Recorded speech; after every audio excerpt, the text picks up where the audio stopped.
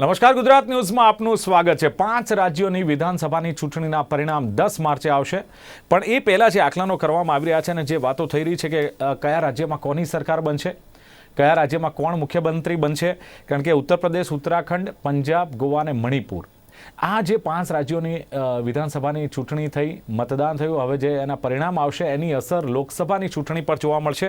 અને ખાસ જે રાષ્ટ્રીય જે રાજકારણ છે એમાં પણ થોડી હલચલ આ પરિણામોને લઈને ચોક્કસ જોવા મળશે। 5 રાજ્યોની ચૂંટણીના પરિણામ આમ તો જુઓ તમે, યુક્રેન અને રશિયા વચ્ચેનું યુદ્ધ પણ ચાલી રહ્યું છે, એમાં ભારતની તાકાત શું છે, ભારતની રાજકીય સ્થિરતા કેટલી છે, ભારતની રાજકીય એકતા કેટલી છે, એ પણ ક્યાંક દ્રઢ બને આ ચૂંટણીના પરિણામોથી, એવું પણ ક્યાંક જોવામાં આવી રહ્યું છે। અને 2022ના ચૂંટણીના પરિણામની અસર 2024 લોકસભા પર પણ પડે તો નવાય નહીં। રાષ્ટ્રીય જે રાજકારણ છે એ રાષ્ટ્રીય રાજકારણ ઉપર જો નજર કરીએ તો આમ તો એવું કહેવાય કે યુપી ભાજપ માટે, તો કોંગ્રેસ માટે પંજાબ મહત્વનું છે।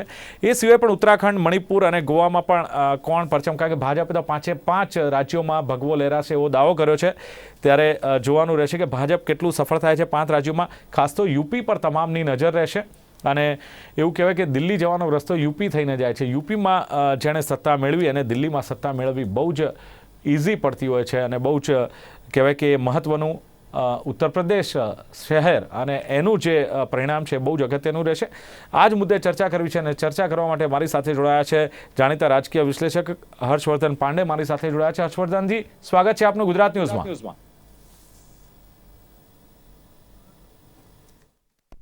हर्षवर्धन जी, जी आवाज आ रही है मेरी? जी ओके। हर्षवर्धन जी, क्या कहेंगे, जैसे मतलब जो एग्जिट पोल मतलब रिजल्ट आ रहे हैं 10 मार्च को, पर एग्जिट पोल के जो बाहर आते हैं और उसमें जो बैठक बताता है कि भाजपा को इतनी मिलती है, कांग्रेस को इतनी मिलती है, इन राज्यों में ये पार्टी सत्ता बना रही है, कितने सटीक होते हैं ये आंकड़े? देखिए, कई बार एग्जिट पोल का अलग तरह का इतिहास रहा है। कई बार एग्जिट पोल जो है वो सही साबित होते हैं, कई बार जो है गलत भी साबित होते हैं। तो अब ये आपके सैंपल के ऊपर है कि आप किस तरीके का सैंपल जो है, किस तरह का सैंपल साइज लिए हैं, और आपके जो सर्वे करने वाले हैं वो एजेंसी जो है उसकी विश्वसनीयता कितनी है। क्योंकि आपने देखा होगा कि कई बार तो ये बिल्कुल सटीक बैठते हैं और कई बार जो है थोड़ा थोड़ा गलत भी कई बार साबित हुए हैं। तो इस बारे में अब इसकी विश्वसनीयता इस बात पर टिकी है कि आपने किस एजेंसी से कराया है और कितने सैंपल साइज आपने लिया है। तो इस पर भी चीजें बहुत हद तक निर्भर करती हैं। लेकिन भारत में हमेशा ये रहा है कि कई बार तो बहुत हद तक ये सही साबित हुए हैं और कई बार जो है ये गलत भी साबित होते हैं। બિલકુલ હર્ષવર્ધનજી, વાત કરીએ જો 5 રાજ્યોની વિધાનસભાના પરિણામની 10 માર્ચે પરિણામ આવવાનું છે, પરંતુ શક્યતાઓની વાત કરીએ તો ખાસ ઉત્તર પ્રદેશમાં એવું કહેવાય છે કે મેં કહ્યું તેમ કે જો તમારે દિલ્હીનો રસ્તો સર કરવો હોય તો યુપી થઈને વાયા યુપી તમે ઉત્તર પ્રદેશ જઈ શકો। यूपी अगर कोई कब्जे में कर लेता है तो आसानी से वो दिल्ली भी सर कर लेता है, दिल्ली की गादी भी। આવું જ્યારે કહેવામાં આવે છે ત્યારે ઉત્તર પ્રદેશમાં કયા પ્રકારના રાજકીય સમીકરણો આપ જોઈ રહ્યા છો? देखिए, उत्तर प्रदेश में आपने सही कहा कि दिल्ली का रास्ता जो है वो यूपी होकर गुजरता है। और आप देखिए 2024 से पहले एक तरीके से उत्तर प्रदेश का चुनाव जो है एक तरह से सेमीफाइनल है, क्योंकि प्रधानमंत्री मोदी जिस तरीके से वहां पर लगातार अपने दौरे कर रहे हैं और लगातार अभी आपने देखा कि काशी में भी वो लंबे समय तक वहां पर उन्होंने प्रवास वगैरह किया। आज अंतिम चरण है, उसके बावजूद भी अपनी पूरी ताकत भाजपा ने यहाँ पर झोंक रखी है। तो इस तरह के यहाँ पर जो समीकरण बन रहे हैं, जितना मैंने यहाँ पर ऑब्जर्व किया है उसमें साफ तौर पर लगता है कि भारतीय जनता पार्टी और समाजवादी पार्टी दो के बीच मुकाबला है। और कहीं ना कहीं यहाँ पर मुझे ऐसा लगता है कि बसपा, इसको आप अंडर एस्टिमेट नहीं कर सकते हैं, क्योंकि बीएसपी की सबसे बड़ी ताकत यह है कि वो गेम यहाँ पर थोड़ा सा चेंज कर सकती है। और कहीं ना कहीं बसपा यहाँ पर मुझे लगता है कि समाजवादी पार्टी के वोटर को बहुत ज्यादा प्रभावित कर रही है। और कहीं ना कहीं ये जो ध्रुवीकरण, पोलराइजेशन की जो पॉलिटिक्स भाजपा की चल रही है, अगर भाजपा इसमें सफल हो जाती है और कहीं ना कहीं आपकी मायावती की जो बहुजन समाज पार्टी है ये थोड़ा सा वोट शेयर ले जाती है, तो कहीं ना कहीं समाजवादी पार्टी की परेशानी यहाँ पर बढ़नी तय है। और जिस तरीके से विकास के मुद्दे पर ये राजनीति चल रही है और राम मंदिर है, काशी कॉरिडोर है, तो कहीं ना कहीं जिस चरण में ये चुनाव बढ़ता गया, चौथा चरण, तीसरा चरण, 5वां चरण, इसके बाद कहीं ना कहीं भाजपा भी इस बात को समझ रही है कि राम का जो मुद्दा है उसको वो आगे ले जा रही है। और कहीं ना कहीं भाजपा की पूरी ताकत जो आपका सेंट्रल यूपी है, अवध है, इस एरिया को अगर हम देखें तो यहाँ पर भारतीय जनता पार्टी ने पूरी तरीके से पोलराइजेशन का कार्ड यहाँ पर चलने की कोशिश की है, जिसमें बहुत हद तक वो सफल होती दिख रही है। दूसरा, मैं आपको बता दूं, योगी आदित्यनाथ जिस तरीके से लगातार अपनी विकास की राजनीति कर रहे हैं, कानून व्यवस्था यहाँ पर एक बहुत बड़ा मुद्दा रहा है पिछली सरकारों में। आप योगी के शासनकाल को देखें तो योगी ने बहुत हद तक लॉ एंड ऑर्डर यहाँ पर कंट्रोल करने में सफलता हासिल की है, और कहीं ना कहीं विकास और जनता के बीच आप मोदी और योगी की छवि को लेकर भारतीय जनता पार्टी यहाँ पर जाने की कोशिश कर रही है। तो कहीं ना कहीं मुझे लगता है कि भारतीय जनता पार्टी यहाँ पर मजबूत होती दिखाई दे रही है, और मुझे लगता है कि कहीं ना कहीं समाजवादी पार्टी को थोड़ी परेशानी यहाँ पर उठानी पड़ सकती है।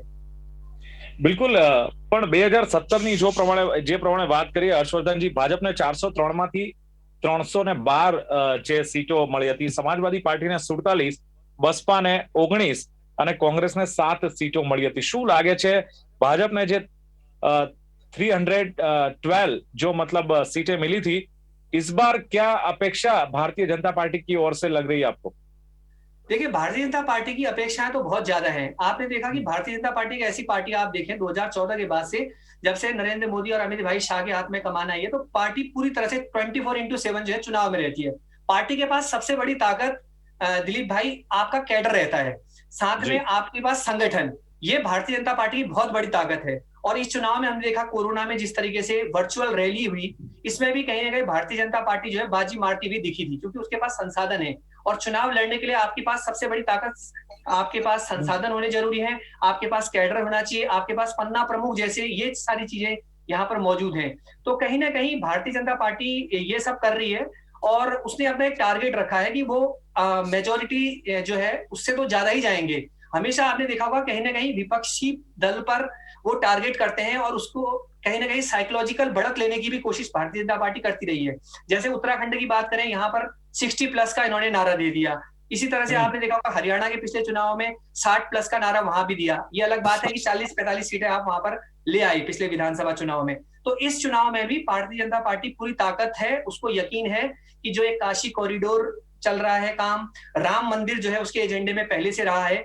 हालांकि काठ की हांडी जो है वो बार बार नहीं चढ़ती है दिलीप भाई, लेकिन क्या कीजिएगा, हमारी राजनीति जो है इस तरह की है, उत्तर प्रदेश की जो जाति राजनीति है उसके दलदल से जो है वो बाहर नहीं निकल पाई है। लेकिन जब से मोदी और अमित शाह इन्होंने नए तरह के प्रयोग यूपी की राजनीति के अंदर किए हैं, उससे लग रहा है कि आपका वोटर अब जो है विकास की राजनीति पर जो है वो फोकस कर रहा है। और इस बार जितने चरण का चुनाव हुआ, मैंने यहाँ पर करीब से देखने का मौका मिला, तो कहीं ना कहीं विकास की राजनीति से ये प्रभावित होता नजर आ रहा है वोटर। और मुझे लगता है कि जाति की राजनीति कहीं ना कहीं थोड़ा सा पीछे छूटती नजर आ रही है।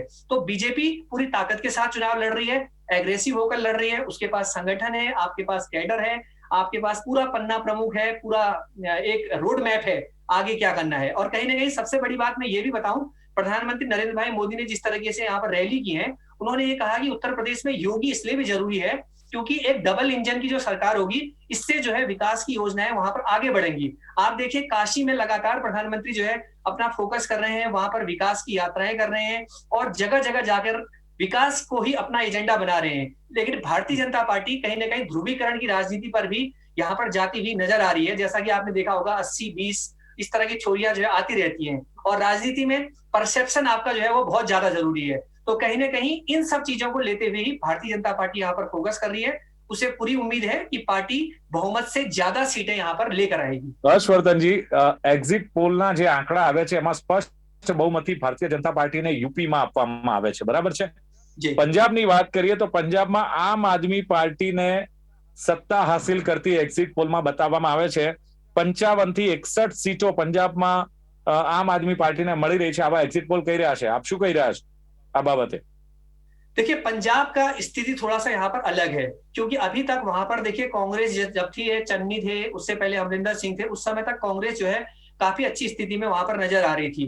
आम आदमी पार्टी पिछले चुनाव में भी हमने देखा कि सारे चैनलों ने कहा कि आम आदमी पार्टी वहां पर सरकार बना रही है, लेकिन मुझे व्यक्तिगत तौर पर यह लग रहा है कि वहां पर आम आदमी का पार्टी का प्रभाव जो है हाल के वर्षों में जो है काफी तेजी के साथ बढ़ा है। जितनी तेजी के साथ इसका प्रभाव बढ़ा है, उसके ज्यादा जो है कई नेता आम आदमी पार्टी के जो पिछले चुनाव में उसके साथ थे, वो इस चुनाव में जो है छोड़ चुके हैं पार्टी। और कहीं ना कहीं यहाँ पर जो है भारतीय जनता पार्टी आपकी अलग अलग लड़ रही है चुनाव, और आप देखिए कांग्रेस जो है, अमरिंदर सिंह जो है वो उनकी पार्टी आ गई है। तो कहीं ना कहीं पूरा मुकाबला जो है चतुष्कोणीय संघर्ष यहाँ पर होता नजर आ रहा है। कांग्रेस बहुत ज्यादा मजबूत नजर आ रही थी, लेकिन जिस तरीके से उसके संगठन में लगातार जो है गुटबाजी की शिकायतें आई, चन्नी के साथ आपकी सिद्धू की नहीं बन रही थी, प्रताप सिंह बाजवा जो है वो अपना अलग गुट बनाए हैं, तो कहीं ना कहीं इससे जो है यहाँ पर थोड़ा सा टिपिकल स्थिति यहाँ पर होती हुई नजर आ रही है। और सिद्धू बेशक यहाँ पर प्रदेश अध्यक्ष हैं, लेकिन कहीं ना कहीं संगठन के साथ जो है उनका तालमेल जो है अभी भी नहीं बना है। अभी भी मुख्यमंत्री बनने की बारी आए तो मुझे लगता है कि कोई अचरज नहीं, क्या पता चन्नी के अलावा किसी और चेहरे के साथ वो आगे जाएंगे, लेकिन ये बात की बात है। लेकिन कहीं ना कहीं यहाँ पर मुकाबला चतुष्कोणीय है। और एक बात मैं आपको यहाँ पर कहना चाहूंगा, एक मालवा अंचल जो है वो यहाँ पर किंग मेकर साबित होने वाला पंजाब की राजनीति में, क्योंकि अच्छा। यहाँ पर अगर आम आदमी पार्टी बहुत अच्छा परफॉर्म कर जाती है मालवा अंचल में, तो मुझे लगता है कि वो शायद यहाँ पर सरकार बना ले जाए। लेकिन कहीं ना कहीं अगर आपका वोट जो है वो बढ़ जाता है, अमरिंदर सिंह की पार्टी कुछ वोट शेयर ले जाती है, कुछ भारतीय जनता पार्टी ले जाती है, कुछ कांग्रेस ले जाती है, तो यहाँ पर दिक्कत हो सकती है। और मुझे लगता है यहाँ पर त्रिशंकु विधानसभा के भी आसार जो है बनते नजर आ सकते हैं, कोई बड़ी बात नहीं है। हालांकि एग्जिट पोल का अपना अपना अलग अलग आकलन है, और किस तरीके से उन्होंने सैंपल लिया है, क्या आपकी स्ट्रेटेजी रही है, किस तरीके से आपने वहां पर कौन सी मेथोडोलॉजी अपनाई है, इस पर भी चीजें बहुत हद तक निर्भर करती हैं। लेकिन कहीं बिल्कुल। ना कहीं अगर वोट बढ़ गया ये चार पार्टियों में, तो यहाँ पर मुझे लगता है कि कोई भी पार्टी ऐसी नहीं है जो पूर्ण मेजोरिटी के साथ जो है सरकार बना जाएगी। कहीं ना कहीं भाजपा बिल्कुल। के सामने भी मुश्किलें हैं, और कांग्रेस के सामने तो मुश्किलें हैं, क्योंकि गुटबाजी से वो गुजर रही है। और आम आदमी पार्टी में भी कहीं ना कहीं गुटबाजी तो है, अभी भी स्थिति बहुत हद तक अच्छी नहीं कही जा सकती वहां के बारे में। हर्षवर्धन जी, अगर मणिपुर की बात करें तो 60 में से 32 या 38, जी 32-38 भारतीय जनता पार्टी को एग्जिट पोल में मिल रही है इतनी सीटें, जी और भारतीय जनता पार्टी सरकार बना रही है, ऐसा जी। एग्जिट पोल में सामने आ रहा है। क्या लगता है आपको? देखिए, मणिपुर की बात जहां तक है, तो मुझे भी ऐसा लगता है कि जिस तरीके से प्रधानमंत्री ने वहां पर तमाम तरह की विकास की योजनाएं चलाई हैं, और आप ये देखिए कि नॉर्थ ईस्ट का जितना भी एरिया है वो विकास की मुख्य धारा से कहीं ना कहीं जो है वंचित रहा है। आप देखें, जब से प्रधानमंत्री नरेंद्र मोदी प्रधानमंत्री बने हैं, उसके बाद से पूर्वोत्तर के जितने भी राज्य हैं वहां पर एक तरह से विकास की गंगा बहाने की कोशिश की जा रही है। तो आप ये देखिए कि विकास को ही एजेंडा पार्टी ने बनाया है यहाँ पर, और मुझे लगता है कि इसी विकास के मुद्दे के सहारे वो चुनाव में भी गई थी। और मुझे भी कोई अचरज की बात नहीं लगती अगर यहाँ पर भारतीय जनता पार्टी अच्छा परफॉर्म कर जाए, क्योंकि जिस तरीके से फीडबैक वहां पर मिला है, मेरी आरएसएस के जो तमाम लोग हैं उनसे भी बात हुई थी, जो वहां पर बीच में चुनाव प्रचार के दौरान वगैरह गए हुए थे।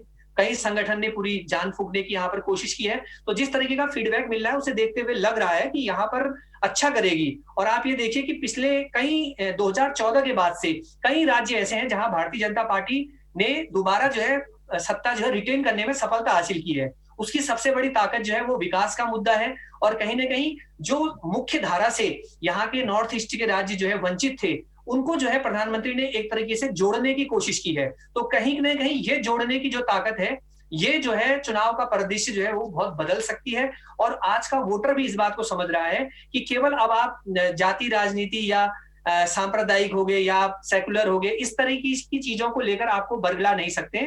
आपके वोट की ताकत जो है आपका विकास का पैमाना है। आप आज का वोटर इस बात को समझ रहा है। तो कहीं ना कहीं मणिपुर में भी पार्टी के लिए अच्छी संभावनाएं होती दिख रही है मुझे। बिल्कुल। और अगर गोवा की बात करते हैं, गोवा में जो 40 सीटों पर जो मतदान हुआ है, मिश्र परिणाम सामने आ रहे हैं। क्या लगता है गोवा के विधानसभा के चुनाव के बारे में, क्या कहना है? देखिए, गोवा के बारे में स्थिति थोड़ा सा अलग इसलिए है क्योंकि जब तक मनोहर पार्रिकर यहाँ पर थे, बीजेपी के लिए सबसे बड़ी ताकत वो गोवा के अंदर हुआ करती थी। और आपने देखा कि किस तरीके से वो यहाँ पर रक्षा मंत्री वगैरह भी थे पहले, और उसके बाद बीजेपी को कहीं ना कहीं ये लगा कि उसके पास कोई एक ऐसा चेहरा नहीं है जिसके नाम पे हम वोट वगैरह मांग सके, तो उन्होंने उसको जो है आगे किया। अब वो नहीं है, तो उनकी कमी तो वहां पर बेशक खल रही है। लेकिन मुझे ऐसा लगता है कि यहाँ पर थोड़ा सा स्थिति थोड़ा सा अलग होती नजर आ रही है, क्योंकि आपके पास जो कैडर है काम करने के लिए, जो आपके पास संगठन था, वो कहीं ना कहीं नहीं है। और आपने देखा होगा कि इस बार भी कहीं ना कहीं उनके परिवार के जो लोग हैं वो थोड़ा सा आहत दिखाई दिए भारतीय जनता पार्टी से, क्योंकि एक दौर ऐसा था कि जब मनोहर पर्रिकर की पार्टी में बहुत ज्यादा पूछ परख भी थी और उनकी चलती थी, उनके दिशा निर्देशों के अनुसार पार्टी जो है अच्छा करती थी, हर चुनाव में जाती थी। इस बार कहीं ना कहीं उनका प्रभाव तो कम पड़ा है, और पार्टी ने भी उनको बहुत ज्यादा इंपोर्टेंस देने की कोशिश नहीं की है, ऐसा खुद मीडिया के अंदर देखने में आया है। तो कहीं ना कहीं मुझे ऐसा लगता है कि यहाँ पर स्थिति थोड़ा सा अलग है, और यहाँ पर भी हंग असेंबली के भी आसार जो है नजर आ रहे हैं। कांग्रेस को भी आप यहाँ पर अंडर एस्टिमेट नहीं कर सकते हैं, क्योंकि छोटा राज्य है। और दिलीप भाई, छोटे राज्यों की सबसे बड़ी समस्या यही है कि यहाँ पर वोटों का अंतर जो है वो बहुत कम रहता है। 1000 वोटों के अंतर से भी कई बार सीटें जो है निकल जाती है। 1000 से भी कम वोटों का भी अंतर कई बार रहता है। और कई बार जो चुनावी विश्लेषक हैं, जो एग्जिट पोल वाले हैं, वही इस राजनीति की तासीर को जो है वो समझ नहीं पाते हैं कि क्या स्थिति होगी, ऊंट किस करवट बैठेगा। तो यहाँ पर थोड़ा सा विरोधाभास देखने को मिल रहा है और कहीं ना कहीं त्रिशंकु विधानसभा के आसार भी होते नजर आ रहे हैं। बिल्कुल हर्षवर्धन जी, उत्तराखंड की अगर बात करें तो बीजेपी और कांग्रेस के बीच रस्साकसी रहेगी, उनके बीच मतलब एक टक्कर रहेगी। क्या लगता है उत्तराखंड के बारे में आप क्या कहेंगे? जो एग्जिट पोल बताते हैं दोनों के बीच में रस्साकसी बता रहे हैं। जी, देखिए एग्जिट पोल के बारे में वो बात अलग है, और उत्तराखंड की आप बात करें तो 9 नवंबर 2000 के बाद जब से बना है, तो यहाँ पर एक इतिहास रहा है कि कोई भी पार्टी जो है दोबारा 5 साल के बाद जो है फिर वापस नहीं आती है, चाहे बीजेपी हो चाहे कांग्रेस हो। और यहाँ पर जो मुख्य मुकाबला है वो इन दो पार्टियों के बीच है। लेकिन कहीं ना कहीं दिलीप भाई, मैं आपको बताऊं कि यहाँ पर इस बार जो निर्दलीय विधायक हैं, कई बड़े पैमाने पर जो है बगावत हुई है। तो मुझे ऐसा लगता है, जितना मैं गया भी हूँ उस एरिया में, मैंने कवर भी किया है, तो मुझे ऐसा लगता है कि यहाँ पर जो बागी जो है इस बार खेल बढ़ाएंगे, मतलब बिगाड़ने की पूरी संभावना रखते हैं। 70 विधानसभा सीटें आपकी यहाँ हैं, अगर 1 दर्जन से ज्यादा लोग यहाँ पर जो बागी है विभिन्न पार्टियों के, वो अगर चुनाव जीत जाते हैं, तो कहीं ना कहीं बीजेपी और कांग्रेस दोनों की मुश्किलें बढ़नी तय है। और आपने देखा होगा अभी से दिल्ली में गोटियां फिट करनी सब बैठ गए हैं। प्लान ए पे भी काम चल रहा है और प्लान बी पे भी काम चल रहा है। और कोई भी पार्टी, चाहे भाजपा हो चाहे वो कांग्रेस हो, वो ये कहने की स्थिति में नहीं कि हम पूरी मेजोरिटी के साथ जो है वो सरकार बना रहे हैं। कहीं ना कहीं बीजेपी के सामने भी चैलेंज है और कांग्रेस के सामने भी चैलेंज है। और आपने देखा होगा कि अब हर कोई जो है सक्रिय हो चुका है। और आपने देखा होगा 2016 में जब से हरीश रावत की सरकार जो है यहाँ पर गिरी है, आपने देखा होगा राष्ट्रपति शासन वगैरह लगा है, उसके बाद से जो है स्थितियां बदल गई हैं। और खरीद फरोख्त की बड़ी समस्या जो है उत्तराखंड के अंदर जो है देखने में मिली है। तो कहीं ना कहीं मुझे ये लगता है कि ये जो बागी हैं, अगर ये अच्छा कर जाते हैं यहाँ पर, तो कहीं ना कहीं दोनों पार्टियों के सामने मुश्किलें होगी। और अगर खरीद फरोख्त की बात यहाँ तक चली जाती है, दल बदल वाला स्थिति आ जाती है, तो फिर तो देखना होगा कि क्या स्थिति बैठती है। लेकिन फिलहाल दोनों के बीच कड़ा मुकाबला है। भारतीय जनता पार्टी प्रचंड बहुमत से सरकार बनाने की स्थिति में तो नहीं है, क्योंकि आपने 3-3 मुख्यमंत्री यहाँ पर बदल दिए हैं और कहीं ना कहीं एंटी इनकम्बेंसी है। लेकिन पुष्कर सिंह धामी जब से यहाँ पर आए हैं, जितना भी समय उनको मिला, 5 या 6 महीने, उन्होंने बहुत हद तक यहाँ पर जो है एंटी इनकम्बेंसी को कम करने की कोशिश की है। और अगर भाजपा यहाँ पर 35 या 36 या 40 तक बढ़ती है उत्तराखंड के अंदर, तो इसमें पुष्कर सिंह धामी के योगदान को आप नकार नहीं सकते हैं। क्योंकि एक पार्टी जो बहुत बुरी स्थिति में जा सकती थी उत्तराखंड के अंदर, उन्होंने 5 या 6 महीने के अंदर बहुत हद तक लोगों की नाराजगी को जो है वो कम करने की कोशिश की है और कहीं ना कहीं अपने तरीके से बिसात यहाँ पर बिछाई है। तो अगर यहाँ पर जीतती है भाजपा, तो कहीं ना कहीं पुष्कर सिंह धामी जो है दोबारा मुख्यमंत्री बनेंगे और जीत के नायक वही होंगे। क्योंकि इतना सब कुछ होने के बाद, लगातार मुख्यमंत्री बदलने के बाद भी आपने स्थिति बहुत हद तक जो है यहाँ पर संभाल ली है। तो ऐसा ही देखने को यहाँ पर मिल रहा है। बिल्कुल हर्षवर्धन जी, आखिर में क्या कहेंगे अगर ये जो चुनाव हुआ और उसके जो नतीजे 10 मार्च को आ रहे हैं, उसका असर 2024 लोकसभा का जो इलेक्शन होगा उसके पर कितना पड़ेगा? देखिए दिलीप भाई, आज की स्थिति जो है चुनाव की अगर आप देखें तो वो बिल्कुल अलग है। आज स्थिति ये है कि आपके जो राज्यों का वोट का पैटर्न है वो थोड़ा सा अलग है और राष्ट्रीय राजनीति का जो पैटर्न है वो अलग है। क्योंकि आदमी अगर देखे कि जो भी मतदाता आपका है वो राष्ट्रीय हितों को अगर तरजीह देते हुए वोटिंग कर रहा है, तो लोकसभा में अलग ट्रेंड भी आ जाता है, राज्यसभा में या ये राज्यों के विधानसभा चुनाव का देखें तो यहाँ पर ट्रेंड अलग आता है। तो आप मतदाता की साइकोलॉजी को जो है वो पकड़ नहीं सकते हैं। लेकिन आपको एक बात ये माननी पड़ेगी, अब धीरे धीरे देश की राजनीति जो है बदल रही है और लोग भी इस बात को समझ रहे हैं कि अगर आपके पास जैसे दोनों राज्यों में एक ही सरकारें हों, तो विकास की गति जो है वो तेजी के साथ हो रही है। आपने देखा कि इसी बात को प्रधानमंत्री जो है बार बार जिन जिन राज्यों में विधानसभा के चुनाव हो रहे हैं वहां पर ये दोहरा रहे हैं। अगर राज्य में अपनी सरकार रहेगी और केंद्र में अपनी सरकार रहेगी, तो गाड़ी जो है डबल इंजन होने के साथ जो है तेजी के साथ आगे बढ़ेगी। तो कहीं ना कहीं मतदाता भी इस पैटर्न को समझ रहा है। लेकिन मुझे ऐसा लगता है कि 2024 अभी बहुत ज्यादा दूर है, लेकिन कहीं ना कहीं इसको आप सेमीफाइनल भी मान सकते हैं। और इसी के नतीजे जो है इसलिए भी तय करेंगे क्योंकि यूपी आपका एक बड़ा प्रदेश है। यूपी और बिहार ही ऐसे हैं दिलीप भाई, जो 80 सीटें आपकी यूपी के अंदर हैं और 40 सीटें बिहार के हैं। यही जो है आपका पूरा देश की राजनीति को जो है तय करता है। इसलिए भारतीय जनता पार्टी इस बात को समझ रही है, अगर यहाँ पर वो मैदान में विजयी हो जाती है तो जाहिर सी बात है उसके लिए संभावनाएं आगे बहुत अच्छी होंगी। और योगी का चेहरा लेकर वो भविष्य में भी भारतीय जनता पार्टी जो है बड़ा दाव योगी के ऊपर भी जो है खेल सकती है। तो इस सभी को लेके जो है मंथन किया जा रहा है। ओके हर्षवर्धन जी, बहुत मतलब जो आपने बताया एज ए पॉलिटिकल एक्सपर्ट, અને જે પ્રમાણે ક્યાંક કહીએ કે એક્ઝિટ પોલની વાત કરીએ તો જે ઉત્તર પ્રદેશમાં યોગી અને મોદીનો જાદુ ચાલી શકે છે.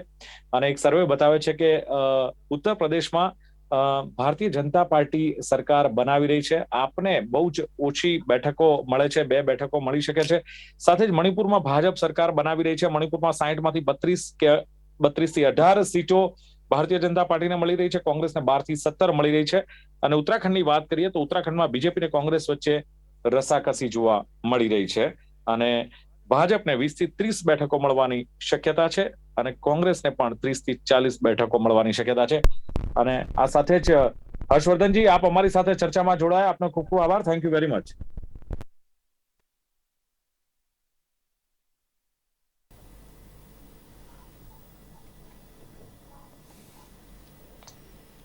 તો ક્યાંક વાત કરીએ તો ઉત્તર પ્રદેશમાં યોગી અને મોદીનો જાદુ ચાલી જાય તેવું એક્ઝિટ પોલમાં સામે આવ્યું છે. સાથે જ પંજાબમાં આમ આદમી પાર્ટી સરકાર બનાવશે એવી વાત આવી રહી છે. 55 થી 61 સીટો મળી રહી છે અને કોંગ્રેસ જઈ રહી છે પંજાબમાંથી. સાથે જ ગોવામાં ભાજપને 13 થી 18 બેઠકો મળવાની આશા છે. મણિપુરમાં ભાજપ સરકાર બનાવી રહી છે અને ઉત્તરાખંડની વાત કરીએ તો બીજેપી અને કોંગ્રેસ વચ્ચે રસાકસી રહેશે. તો આથી ખાસ એક્ઝિટ પોલને લઈને ચર્ચા. ફરી મળીશું એક નવી ચર્ચા સાથે. જોતા રહો ગુજરાત ન્યૂઝ. નમસ્કાર.